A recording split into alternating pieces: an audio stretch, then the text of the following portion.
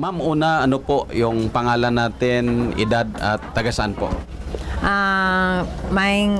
Good afternoon. Ako po si Shirley Monreal, 56 years old, taga Surti Subdivision, Kidapawan City.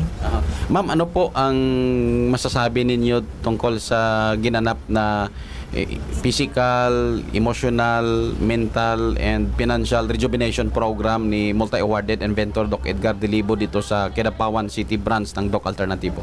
Ay, grabe. Grabe. Masyadong, grabe, happy. Very happy kasi marami akong natutunan dahil sa mga, especially Habit 1, Habit 2, 3, and 4. Grabe.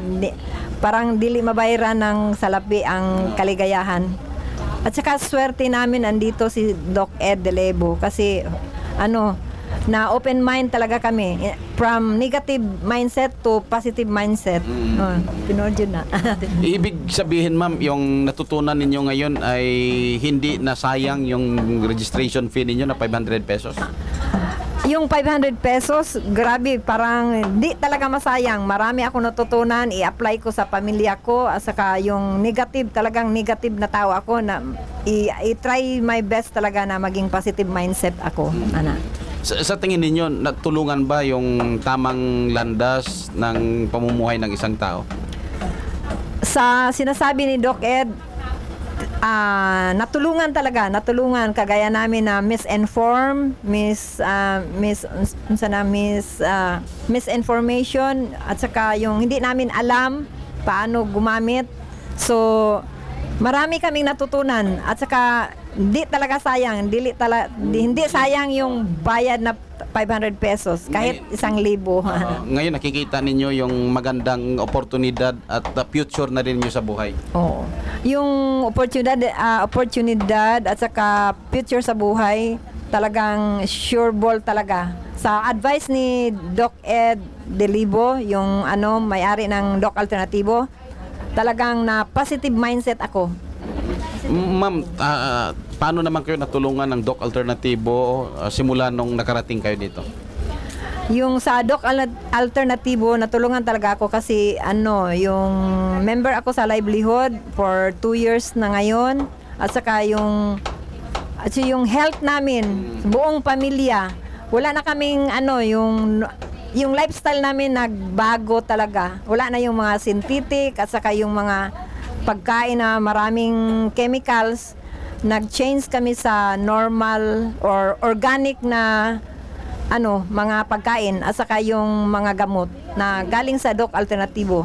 O ngayon, today, yung naisip ko, yung misinform namin, talagang positive mindset kami ngayon dahil kay Doc Ed Delibo. But before ba noon, bago tayo nakarating sa Doc Alternatibo, may dinadaramdam ba tayo sa member ng family natin? At first, pumunta ako sa Doc Alternatibo dahil sa mama ko na may high blood, hypertension. Pagkatapos, pumunta kami sa Doc Alternatibo dahil sa yung sa radio. Tinatry namin. Pumunta kami sa clinic, na-advisean kami na mag-cleansing, cleansing kaagad. So after 1 week, yung mama ko na 79 years old, naging active. At saka yung high blood niya, naging back to normal gradually. Gradually good. Yung 140, naging 130, hanggang ngayon 120 na. At saka gumagamit ng Doc Alternatibo, lahat ng gamot na organic, natural. So, ibig sabihin totally naging healthy yung katawan ng mother ninyo? Ever since, sa awa ng Diyos, hindi talaga siya na hospital. Noon, ma'am? Ay, every week nagpa-check up kami at saka yung maintenance, may maintenance. Sa hypertension. So ngayon, mga 1 year na walang maintenance, inom lang siya ng still normal, may mga calcium ascorbate, inom ng fulvic mineral, yung award-winning formula for fulvic mineral, at saka yung mga change lifestyle lang talaga. Wow. How about sa inyo, ma'am? Nakikita ninyo na dito ay bumabata kayo, kumikinis, at talagang hindi kayo nagkasakit na? Ako naman na anak, natuto ako maggamit ng Doc Alternativo dahil sa mama ko na hypertensive.